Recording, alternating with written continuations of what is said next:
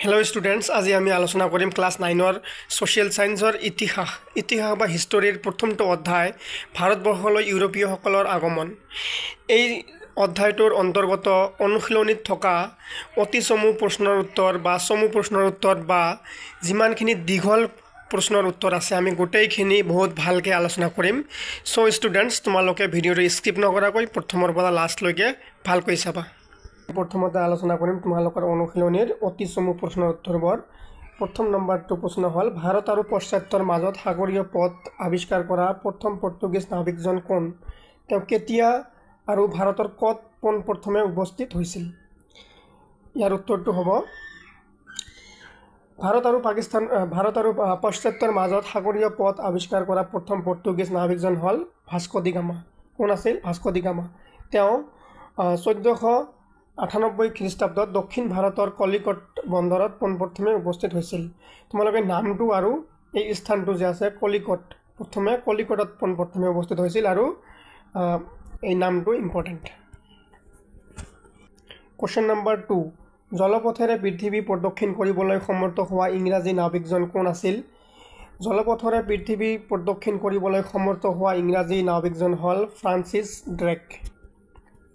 3 number প্ৰশ্ন হ'ল ভাৰত ভূমিত পোনপ্ৰথমে কোন ইংৰাজ নাবিকে অনুমতি পত্ৰ লৈ কেতিয়া প্ৰৱেশ কৰিছিল? ইয়াৰ উত্তৰ হ'ব ভাৰত ভূমিত পোনপ্ৰথমে জন মিল্ডেন হল নামৰ ইংৰাজ নাবিক এজনে 1599 খ্ৰীষ্টাব্দত ইংলেণ্ডৰ ৰাণী এলিজাবেথৰ পৰা এখন অনুমতি পত্ৰ লৈ প্ৰৱেশ কৰিছিল। কোনে কৰিছিল? John Mildenhall. Question number 4 English East India Company কেতিয়া ক'ত গঠন হৈছিল? ইংলিছ ইষ্ট ইণ্ডিয়া কোম্পানী 1600 খ্ৰীষ্টাব্দত ইংলিছ ইষ্ট ইণ্ডিয়া কোম্পানী লণ্ডনত গঠন হৈছিল। ক'ত গঠন হৈছিল? লণ্ডনত। আৰু কেতিয়া? 1600 খ্ৰীষ্টাব্দত। তাৰপিছত 5 নম্বৰ কোৱেশ্চন ইষ্ট ইণ্ডিয়া কোম্পানীৰ ভাৰতত থিতাপি লোৱাৰ দুটা উদ্দেশ্য লিখা। ইষ্ট ইণ্ডিয়া কোম্পানীৰ ভাৰতত থিতাপি লোৱাৰ দুটা উদ্দেশ্য তলত উল্লেখ কৰা হৈছে। প্ৰথমটো হৈছে ভাৰতৰ লগত বেপাৰ কৰা আৰু ইংৰাজ শাসন প্ৰতিষ্ঠা কৰা। এই দুটা থিতাপিৰ কাৰণে ইষ্ট ইণ্ডিয়া কোম্পানী ভাৰতত থিতাপি লৈছিল। কোৱেশ্চন নম্বৰ 6 ইংৰাজৰ প্ৰথম বাণিজ্য কেন্দ্ৰটো ভাৰতৰ ক'ত কেতিয়া স্থাপিত হৈছিল? ইংৰাজৰ প্ৰথম বাণিজ্য কেন্দ্ৰটো ভাৰতৰ মছলিপট্টনমত আৰু 1611 খ্ৰীষ্টাব্দত স্থাপিত হৈছিল। এইটো ভেৰি ইম্পৰ্টেণ্ট কোৱেশ্চন হয়, তোমালোকে ভালকৈ মনত ৰাখিবা। ইংৰাজসকলে প্ৰথমতে মছলিপট্টনমত স্থাপিত কৰিছিল। কি স্থাপিত কৰিছিল? বাণিজ্য কেন্দ্ৰ। আৰু কেতিয়া? 1611 খ্ৰীষ্টাব্দত। কোৱেশ্চন নম্বৰ 7 ফৰ্ট উইলিয়াম কি? ফৰ্ট উইলিয়াম হ'ল এটা বাণিজ্যিক কেন্দ্ৰ। কোৱেশ্চন নম্বৰ 8 পৰাধীন ভাৰত ব্ৰিটিছ শাসনৰ সময়ছোৱাক কোন দুটা মূল ভাগত ভগাব পাৰি সময়ত উল্লেখ কৰি লিখা। ব্ৰিটিছ শাসন কৰাৰ সময়টোক দুটা ভাগত আমি ভগাব পাৰি, সেই ভাগ দুটা লিখিব দিছে। ইয়াৰ উত্তৰ হ'ব পৰাধীন ভাৰত ব্ৰিটিছ শাসনৰ সময়ছোৱাত মূল ভাগ দুটা হ'ল, এটা হ'ল তোমাৰ মোগল সাম্ৰাজ্যৰ পতনৰ পৰা আৰম্ভ কৰি 1857 খ্ৰীষ্টাব্দৰ চিপাহী বিদ্ৰোহলৈকে এটা ভাগ, আৰু দ্বিতীয়টো ভাগ হ'ব খ নম্বৰ 1858 খ্ৰীষ্টাব্দৰ পৰা 1947 খ্ৰীষ্টাব্দত ভাৰতীয়ৰ হাতত ক্ষমতা হস্তান্তৰলৈকে। তাৰমানে প্ৰথমটো ভাগ আছিলে মোগল সাম্ৰাজ্যৰ পতনৰ পৰা 1857 চনৰ বিদ্ৰোহলৈকে, আৰু দ্বিতীয়টো সময় আছিলে 1858 চনৰ পৰা আমাৰ ভাৰত স্বাধীন হোৱালৈকে। তোমালোকে চনটোতো জানাই 1947 চনৰ 15 আগষ্টত আমালোকৰ দেশ স্বাধীন হৈছিলে। কোৱেশ্চন নম্বৰ 9 ভাৰত চৰকাৰ আইন কোনে কেতিয়া কি উদ্দেশ্যত প্ৰণয়ন কৰিছিল? উত্তৰ ভাৰত চৰকাৰ আইন 1858 খ্ৰীষ্টাব্দত 2 আগষ্ট তাৰিখে ব্ৰিটিছ সংসদে প্ৰণয়ন কৰিছিল, আৰু ইয়াৰ উদ্দেশ্য আছিল ইংলেণ্ডৰ চৰকাৰক পোনপটীয়াকৈ ভাৰত শাসন কৰাৰ ক্ষমতা দিয়া। কোৱেশ্চন নম্বৰ 10 ভাৰতীয় পৰিষদ আইন কেতিয়া আৰু কি উদ্দেশ্যত প্ৰণয়ন কৰিছিল? উত্তৰ 1961 চনত ভাৰতীয় পৰিষদ আইন ব্ৰিটিছ সংসদে প্ৰণয়ন কৰিছিল। এই আইনৰ উদ্দেশ্য আছিল আধুনিক প্ৰশাসন ব্যৱস্থাটোৰ সৈতে শিক্ষিত ভাৰতীয়ক চিনাকি কৰি দিয়া। এই আইন দুটা ইম্পৰ্টেণ্ট হয়, তোমালোকে ভালকৈ মনত ৰাখিবা। আৰু এইটো আছিলে তোমালোকৰ অতি চমু প্ৰশ্নৰ লাষ্ট প্ৰশ্ন। এতিয়া আমি আলোচনা কৰিম দীঘল প্ৰশ্নবোৰ। কুৱেশ্যন নম্বৰ 1 ইংৰাজে ভাৰতৰ লগত বাণিজ্য চুক্তি কৰিবলৈ কৰা প্ৰচেষ্টা কেতিয়া সম্পূৰ্ণ হৈছিল তাৰ পদক্ষেপসমূহ সংক্ষেপে লিখা ইয়াৰ উত্তৰ হ'ব ইংৰাজে ভাৰতৰ লগত বাণিজ্য চুক্তি কৰিবলৈ কৰা প্ৰচেষ্টাসমূহ 1715 খ্ৰীষ্টাব্দত সম্পূৰ্ণ হৈছিল প্ৰাচ্যৰ সৈতে বেহা বেপাৰ কৰাৰ উদ্দেশ্য 1600 খ্ৰীষ্টাব্দত ইংৰাজ সদাগৰসকলে ইংলিছ ইষ্ট ইণ্ডিয়া কোম্পানী নামেৰে জনাজাত হৈছিল তাৰপিছত এই কোম্পানীটোৱে সাগৰীয় পথেৰে ভাৰতবৰ্ষত উপস্থিত হৈছিল 1608 খ্ৰীষ্টাব্দত ইংলেণ্ডৰ ৰজা প্ৰথম জেমছে ভাৰতৰ সৈতে বেহা বেপাৰ কৰাৰ উদ্দেশ্যে কেপ্টেইন উইলিয়াম হকিন্স নামৰ এজন ব্ৰিটিছ সদাগৰৰ যোগেদি মোগল সম্ৰাট জাহাংগীৰলৈ এখন আবেদন পত্ৰ প্ৰেৰণ কৰিছিল তেওঁ 1609 খ্ৰীষ্টাব্দৰ এপ্ৰিল মাহত আগ্ৰাত উপস্থিত হৈ মোগল ৰাজদৰবাৰত সম্ৰাট জাহাংগীৰক সাক্ষাৎ কৰিছিল ইয়াই আছিল ইংৰাজৰ আগ্ৰাত প্ৰথম পদাৰ্পণ তাৰপিছত কেপ্টেইন হকিন্সে আগবঢ়োৱা বাণিজ্য চুক্তিৰ আবেদন সম্ৰাট জাহাংগীৰে নামঞ্জুৰ কৰিছিল তাৰপিছত 1615 খ্ৰীষ্টাব্দত ইংলেণ্ডৰ ৰজা প্ৰথম জেমছ ছাৰ টমাছৰ নামৰ আন এজন ইংৰাজক পুনৰ জাহাংগীৰৰ ওচৰলৈ প্ৰেৰণ কৰিছিল ইয়াৰ পিছত ইংৰাজ সদাগৰসকলে ভাৰতৰ সৈতে বাণিজ্যিক সম্প্ৰসাৰণ ঘটাবলৈ সক্ষম হৈছিল 1715 খ্ৰীষ্টাব্দত জন শাৰমানৰ নেতৃত্বত ইংৰাজ লোকৰ এটা স্বজাতি দলে মোগল সম্ৰাট ফাৰুক ছিয়াৰক সাক্ষাৎ কৰি পুনৰ বাণিজ্যিক চুক্তিৰ প্ৰস্তাৱ আগবঢ়াইছিল সম্ৰাটে স্বজাতি দলটোৰ প্ৰতি সদয়ৰ ভাৱ দেখুৱাইছিল তাৰপিছত এই সুযোগত সম্ৰাটৰ পৰা ইংৰাজ সদাগৰসকলে 3খন ফাৰ্মান আদায় কৰে আৰু ইষ্ট ইণ্ডিয়া কোম্পানীয়ে সমগ্ৰ ভাৰতবৰ্ষত নিভৃগেনে বেহা বেপাৰ কৰাৰ ৰাজকীয় অনুমতি লাভ কৰে 2 নম্বৰ কুৱেশ্যন ইষ্ট ইণ্ডিয়া কোম্পানীয়ে কেনেকৈ ভাৰতৰ 3টা মূল স্থানত বাণিজ্যিক কেন্দ্ৰ স্থাপন কৰিছিল তাৰ 3টা মূল কৌশল লিখা কেনেকৈ 3টা মূল স্থানত বাণিজ্যিক কেন্দ্ৰ স্থাপন কৰিছিল আৰু তাৰ মূল সম্পৰ্ক ইষ্ট ইণ্ডিয়া কোম্পানীয়ে ভাৰতৰ 3টা মূল স্থানত বাণিজ্যিক কেন্দ্ৰ স্থাপন কৰিছিল আৰু 3খন মূল কৌশল হ'ল প্ৰথমটো কৌশল হৈছে 1611 খ্ৰীষ্টাব্দত গোলকোণ্ডা ৰাজ্যৰ সুলতানৰ পৰা অনুমতি লৈ কোম্পানীয়ে মছলিপট্টনমত এটা বাণিজ্যিক কেন্দ্ৰ স্থাপন কৰে 1611 খ্ৰীষ্টাব্দত কোম্পানীয়ে আৰাম গাঁৱত দ্বিতীয়টো বাণিজ্যিক কেন্দ্ৰ মুকলি কৰিছিল আৰু 1639 খ্ৰীষ্টাব্দত চন্দ্ৰগিৰি ৰজাৰ লগত চুক্তি কৰি মাদ্ৰাছৰ কাষৰীয়া ঠাই আটুকাৰালৈ আৰাম গাঁৱৰ বাণিজ্য কেন্দ্ৰটো তুলি নি নতুন নাম দিয়া হয় ফৰ্ট চেণ্ট জৰ্জ তাৰপিছত 1661 খ্ৰীষ্টাব্দত ইংলেণ্ডৰ ৰজা দ্বিতীয় চাৰ্লছে পৰ্তুগীজ ৰাজকন্যা কেথৰিনক বিয়া কৰাই যৌতুক হিচাপে হ'ব টাইপিং মিষ্টেক হৈছে এইটো হিচাপে হ'ব বোম্বাই চহৰ লাভ কৰিছিল ৰজা চাৰ্লছে 1668 খ্ৰীষ্টাব্দত 50,000 পাউণ্ড ঋণৰ বিনিময়ত বোম্বাই ইংৰাজ কোম্পানীক হস্তান্তৰ কৰিছিল তেতিয়াৰ পৰা বোম্বাই কোম্পানীৰ প্ৰধান কাৰ্যালয়ত পৰিণত হৈছিল তাৰপিছত 3য় নম্বৰটো কৌশল আছিল 1690 খ্ৰীষ্টাব্দত জব চাৰ্নক নামৰ কোম্পানীৰ এজন বিষয়াই বংগৰ নবাবৰ লগত কৰা এখন চুক্তিৰ যোগেদি 1200 টকাৰ খাজনাৰ বিনিময়ত কালীঘাট অৰ্থাৎ কলিকতা সুতানাতি আৰু গোবিন্দপুৰ নামৰ 3খন গাঁৱৰ জমিদাৰী সত্ত্ব কোম্পানীয়ে লাভ কৰি ইয়াত এটা বাণিজ্য কেন্দ্ৰ আৰম্ভ কৰিছিল 3 নম্বৰটো দীঘল প্ৰশ্ন ভাৰতত ব্ৰিটিছ সাম্ৰাজ্যবাদ প্ৰতিষ্ঠা পথ সুগম কৰি তোলা ইষ্ট ইণ্ডিয়া কোম্পানীৰ আটাইতকৈ উল্লেখযোগ্য ব্যক্তিজন কোন তেওঁ কি কৌশলেৰে ব্ৰিটিছ সাম্ৰাজ্যৰ লাই খুঁটা স্থাপন কৰিছিল 4টা যুক্তিৰে লিখা 4টা যুক্তি লিখিব দিছে কোনে ইংৰাজৰ সাম্ৰাজ্য প্ৰতিষ্ঠা কৰাত সুগম পথ এটা বিচাৰি উলিয়াইছিল আৰু তাৰে 4টা যুক্তি লিখিব দিছে কোনে কৰিছিল ভাৰতত ব্ৰিটিছ সাম্ৰাজ্যৰ প্ৰতিষ্ঠাৰ পথ সুগম কৰি তোলা ইষ্ট ইণ্ডিয়া কোম্পানীৰ আটাইতকৈ উল্লেখযোগ্য ব্যক্তিজন হ'ল ৰবাৰ্ট ক্লাইভ এইজনে কৰিছিল আৰু ইয়াৰ 4টা যুক্তি হ'ল ক নম্বৰটো ব্ৰিটিছ সাম্ৰাজ্যৰ লাই খুঁটা স্থাপন কৰা 4টা কৌশল ক নম্বৰটো হ'ল ৰবাৰ্ট ক্লাইভে নিজৰ কোম্পানীৰ স্বাৰ্থত আনবোৰ বিদেশী ইউৰোপিয়ান কোম্পানীক ভাৰতৰ পৰা বহিষ্কাৰ কৰাৰ আঁচনি লৈছিল। তাৰপিছত খ নম্বৰটো কৌশল হ'ল তেওঁ যুদ্ধ নাইবা মিত্ৰতাৰে দেশীয় ৰজাসকলক কোম্পানীৰ ফলীয়া কৰিবলৈ প্ৰচেষ্টা চলাইছিল। গ নম্বৰটো কৌশল আছিল বংগৰ নবাব, হায়দৰাবাদৰ নিজাম, অযোধ্যাৰ নবাব, ৰাজপুতনাৰ ৰজা আদিয়ে কোম্পানীৰ সৈতে মিত্ৰতা কৰি প্ৰত্যেকেই নিজৰ নিজৰ কৰ্তৃত্ব বিসৰ্জন দিবলগীয়া হৈছিল। আৰু লাষ্ট অথবা চতুৰ্থটো কৌশল আছিলে পলাচী যুদ্ধ। কেতিয়া হৈছিল? 1757 খ্ৰীষ্টাব্দত। এইবোৰ তোমালোকে মনত ৰাখিবা, তোমালোকৰ MCQ আহিব পাৰে।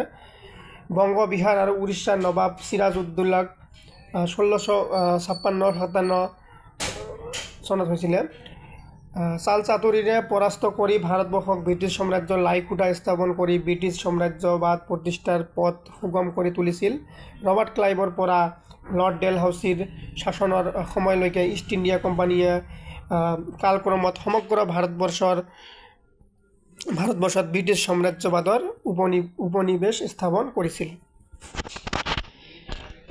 এতিয়া 4 নম্বৰটো প্ৰশ্ন হ'ল চিপাহী বিদ্ৰোহৰ সৃষ্টিৰ কাৰণবোৰ লিখা। উত্তৰ: 1857 চনৰ চিপাহী বিদ্ৰোহ সৃষ্টিৰ কাৰণবোৰ হ'ল: 1 নম্বৰ কাৰণ ৰাজনৈতিক কাৰণ।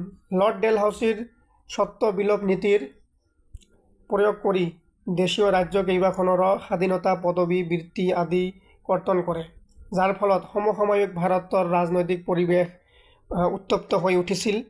এইবোৰ কাৰণৰ ফলত ভাৰতীয়ই ব্ৰিটিছ কোম্পানীৰ শাসনৰ প্ৰতি ক্ষুব্ধ হৈ পৰিছিল। আৰু 2 নম্বৰটো কাৰণ হ'ল অৰ্থনৈতিক কাৰণ। ব্ৰিটিছসকলে ভাৰতত এই কুৱেশ্যনটো ইম্পৰ্টেণ্ট হয়, তোমালোকে এই কুৱেশ্যনটো ভালকৈ দীঘল হ'লেও তোমালোকে ভিডিঅ'টো পজ কৰি কুৱেশ্যনৰ এনচাৰবোৰ লিখি ল'বা বা ভালকৈ পঢ়ি ল'বা। 2 নম্বৰটো কাৰণ হ'ল অৰ্থনৈতিক কাৰণ। ব্ৰিটিছসকলে ভাৰতত কোম্পানীৰ শাসনযোগে অৰ্থনৈতিক দিশত লুণ্ঠন কৰিছিল। ভাৰতৰ পৰা কেঁচা মালসমূহক কম দামত ক্ৰয় কৰি নিজ দেশলৈ নিছিল আৰু তেওঁলোকৰ দেশৰ প্ৰস্তুত বস্তুৰে ভাৰতৰ বজাৰ উপচাই পেলাই দিছিল। এইদৰে তেওঁলোকে কেৱল কৃষিজাত সামগ্ৰীয়ে নহয় খনিজ সম্পদৰো গৰাকী হৈছিল। আৰু 3 নম্বৰটো কাৰণ হ'ল সামাজিক কাৰণ। সামাজিক, এটা তোমালোকৰ এটা দি দিবা, টাইপিং মিষ্টেক আছে। সামাজিক অশান্তিও বিদ্ৰোহৰ কাৰণ হৈ পৰিছিল। কোম্পানীয়ে সতীদাহ, বাল্য বিবাহ, নৰবলি, শিশু কন্যাবধ আদিৰ বিৰোধিতা কৰিছিল। ন্যায় বিচাৰ ক্ষেত্ৰতো বৰ্ণ বৈষম্যক প্ৰশ্ৰয় দিয়াৰ বাবেও ভাৰতীয়সকলৰ মনত ব্ৰিটিছ বিৰোধী মনোভাৱ গঢ়ি উঠিছিল। তাৰপিছত 4 নম্বৰটো কাৰণ এনফিল্ড ৰাইফেল সম্বন্ধীয় ঘটনা। এনফিল্ড ৰাইফেল সম্বন্ধীয় ঘটনাক এই বিদ্ৰোহৰ প্ৰত্যক্ষ কাৰণ বুলি ক'ব পাৰি। এই ৰাইফেলৰ কাৰ্টিজ বা গুলিত এটা আৱৰণ আছিল আৰু ইয়াক দাঁতেৰে কামুৰি খুলিব লাগিছিল। এই আৱৰণটো কোমল কৰি ৰাখিবলৈ তাত চৰ্বি সনা হৈছিল। কিছুমান বিদ্ৰোহী ভাৱাপন্ন চিপাহীয়ে এই চৰ্বি গৰু বা গাহৰিৰ বুলি সন্দেহ কৰি এটা জনৰৱ প্ৰচাৰ কৰাত এই আৱৰণটো দাঁতেৰে কামুৰিবলৈ হিন্দু আৰু মুছলিম চিপাহীসকলৰ অস্বীকাৰ কৰিছিল। এইদৰে তেওঁলোকে ইংৰাজৰ বিৰুদ্ধে বিদ্ৰোহৰ সূচনা কৰে। কাৰণকেইটা বহুত ইম্পৰ্টেণ্ট হয় আৰু এইটো তোমালোকৰ ফাইনেলত আহিব পাৰে বা হাফ ইয়াৰলিত আহিব পাৰে। তোমালোকে ভালকৈ কাৰণবোৰ লিখি ল'বা। 5 নম্বৰ কুৱেশ্যন, চিপাহী বিদ্ৰোহৰ 4টা উল্লেখযোগ্য ফলাফল। ইয়াৰ আগতটো আছিল চিপাহী বিদ্ৰোহৰ কাৰণ, এইটো ইম্পৰ্টেণ্ট হয়। ছেইম ফলাফলটোও ইম্পৰ্টেণ্ট হয়। তোমালোকৰ 5 মাৰ্কছৰ কুৱেশ্যন এটা আহিব পাৰে। চিপাহী বিদ্ৰোহৰ 4টা ফলাফল তলত উল্লেখ কৰা হ'ল। আৰু প্ৰথমটো হ'ল এই বিদ্ৰোহৰ ফলত ভাৰতত ব্ৰিটিছ ইষ্ট ইণ্ডিয়া কোম্পানীৰ শাসনৰ অন্ত পৰে আৰু ভাৰতৰ শাসনভাৰ ব্ৰিটিছ চৰকাৰৰ হাতলৈ যায়। ভাৰতবৰ্ষত ব্ৰিটিছৰ শাসন প্ৰতিষ্ঠা কৰিবলৈ 1858 খ্ৰীষ্টাব্দত ভাৰত চৰকাৰৰ ৰচনা কৰা হয়। আৰু দ্বিতীয়টো ফলাফল হ'ল এই বিদ্ৰোহৰ কাৰণেই মহাৰাণীয়ে ঘোষণাপত্ৰ প্ৰকাশ পায়। মহাৰাণী ঘোষণাপত্ৰ প্ৰকাশ পায়। এই ঘোষণাপত্ৰত উল্লেখ আছে যে কোম্পানী চৰকাৰৰ আমলত সংগঠিত হোৱা সকলোবোৰ চুক্তি চৰকাৰে মানি ল'ব আৰু ভাৰতত নতুনকৈ ৰাজ্য বিস্তাৰ নকৰে। ইয়াৰ বাহিৰে যোগ্যতা সম্পন্ন ভাৰতীয় লোকক চৰকাৰী চাকৰি প্ৰদান কৰাৰো আশ্বাস দিয়া হয়। তাৰপিছত 3 নম্বৰটো ফলাফল হ'ল এই বিদ্ৰোহৰ ফলত ব্ৰিটিছসকলৰ চিন্তাধাৰাৰ পৰিৱৰ্তন ঘটে। আৰু 4 নম্বৰটো ফলাফল আছিলে 1957 খ্ৰীষ্টাব্দৰ বিদ্ৰোহে ভাৰতত জাতীয়তাবাদৰ সূচনা কৰে। চিপাহী বিদ্ৰোহৰ পিছত ব্ৰিটিছ চৰকাৰৰ প্ৰত্যক্ষ শাসনে ভাৰতীয়ৰ মনত ক্ৰমান্বয়ে একতাৰ ভাৱ জগাই তুলিছিল। বিভিন্ন জাতি জনগোষ্ঠী সম্প্ৰদায়ৰ মনত আমি ভাৰতীয় জনগণ এনে এক চেতনা জাগ্ৰত হৈছিল। এতিয়া 6 নম্বৰ কোৱেশ্চন, ভাৰত চৰকাৰ আইনৰ জৰিয়তে হোৱা 4টা প্ৰশাসনীয় পৰিৱৰ্তন। এই আইনটো যে আছে তোমালোকে ওপৰত পঢ়িছিলা, কেতিয়া আৰু কি উদ্দেশ্য আনিছিল, আৰু এইটোৰ পৰিৱৰ্তন লিখিব দিছে। কেইটা পৰিৱৰ্তন? 4টা পৰিৱৰ্তন লিখিব দিছে। প্ৰথমটো পৰিৱৰ্তন হ'ল ভাৰত শাসনৰ সকলো দায়িত্ব ইংলেণ্ড চৰকাৰৰ হাতত ন্যস্ত কৰাৰ ফলস্বৰূপে কোম্পানীৰ আমলত ভাৰতৰ সৈতে জড়িত হৈ থকা নিয়ন্ত্ৰণ পৰিষদ আৰু সঞ্চালক সভাৰ কৰ্তৃত্ব অবাসন ঘটাইছিল। 2 নম্বৰ পৰিৱৰ্তন আছিল, নতুন আইন অনুসৰি ভাৰত শাসন সম্বন্ধীয় সকলো দায়িত্ব আৰু ক্ষমতা ব্ৰিটিছ মন্ত্ৰীসভাৰ এজন সদস্যৰ হাতত অৰ্পণ কৰা হয়। ভাৰত শাসনৰ সৈতে প্ৰত্যক্ষভাৱে জড়িত হোৱা মন্ত্ৰীজনক ভাৰত সচিব বোলা হয়। 3 নম্বৰটো পৰিৱৰ্তন আছিলে, ভাৰত চৰকাৰ আইন অনুসৰি ভাৰতবৰ্ষৰ সৰ্বোচ্চ শাসনকৰ্তা হিচাপে গভৰ্ণৰ জেনেৰেল থাকিল, যদিও তেওঁক ভাইচৰয় অৰ্থাৎ ৰাজপ্ৰতিনিধিৰ খিতাপ প্ৰদান কৰা হয়। আৰু 4 নম্বৰটো পৰিৱৰ্তন আছিলে, এই আইনে ভাইচৰয় আৰু প্ৰাদেশিক মুৰব্বীজনক নিযুক্তি দিয়াৰ ক্ষমতা ইংৰাজ চৰকাৰৰ হাতত ন্যস্ত কৰাৰ লগতে কোম্পানীৰ সামৰিক বাহিনীক ব্ৰিটিছ চৰকাৰৰ তলতীয়া কৰিছিল। 7 নম্বৰ কোৱেশ্চন, লৰ্ড কেনিঙৰ 2টা প্ৰধান সংস্কাৰৰ বিষয়ে লিখা, নাইবা লৰ্ড সেনা বাহিনীৰ ক্ষেত্ৰত কি পৰিৱৰ্তন কৰিছিল, এইটো লিখা। আমি লিখিম লৰ্ড কেনিঙৰ 2টা সংস্কাৰৰ বিষয়ে লিখিম। প্ৰথমটো হ'ল লৰ্ড কেনিঙে শিক্ষা ব্যৱস্থাটোৰ উন্নতিৰ বাবে উদৰ শিক্ষা সংস্কাৰ আঁচনিখন এইটো WOOD, এটা এটা আইন আছিলে, এইটো উদৰ শিক্ষা সংস্কাৰ আঁচনিখন ভাৰতত প্ৰৱৰ্তন কৰি প্ৰত্যেক প্ৰদেশত এজন সচিবৰ তলত শিক্ষা বিভাগ এটা মুকলি কৰিছিল। আৰু দ্বিতীয়টো হ'ল লৰ্ড কেনিঙে সেনা বাহিনীৰ ক্ষেত্ৰত কিছু সাংগঠনিক পৰিৱৰ্তন কৰিছিল। বিভিন্ন জাতি আৰু বিভিন্ন ধৰ্মাৱলম্বী সৈনিকক একগোট কৰি এটা মিশ্ৰিত ভাৰতীয় সেনা বাহিনীৰ গোট গঠন কৰিছিল। নতুনকৈ গঠন হোৱা গোটটোত ভালে সংখ্যক ইউৰোপীয় সেনাক নিয়োগ কৰিছিল। তাৰপিছত হ'ল 8 নম্বৰটো কোৱেশ্চন, ভাৰতীয় পৰিষদ আইনৰ 2টা গুণ আৰু 2টা দোষ লিখা। ভাৰতীয় পৰিষদ আইনৰ 2টা গুণ হ'ল,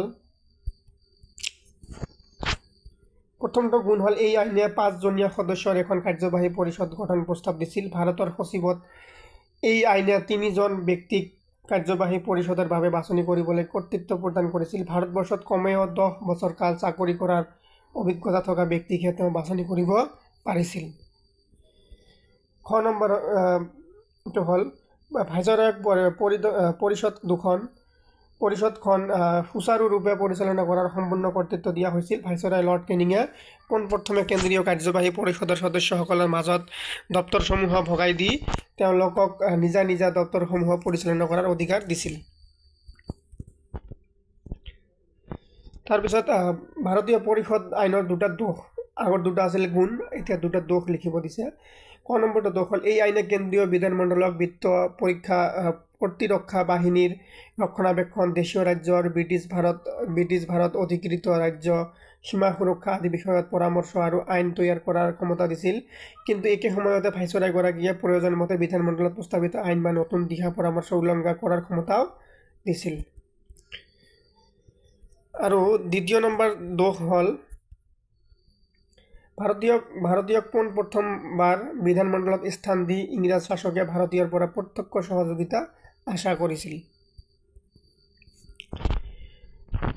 কুৱেশ্যন নম্বৰ 9, ইংৰাজৰ সময়ত স্থানীয় স্বায়ত্ত শাসনৰ জৰিয়তে হোৱা পৰিৱৰ্তনসমূহ আলোচনা কৰা। ইংৰাজৰ সময়ত স্থানীয় স্বায়ত্ত শাসনৰ জৰিয়তে হোৱা পৰিৱৰ্তনসমূহ হ'ল,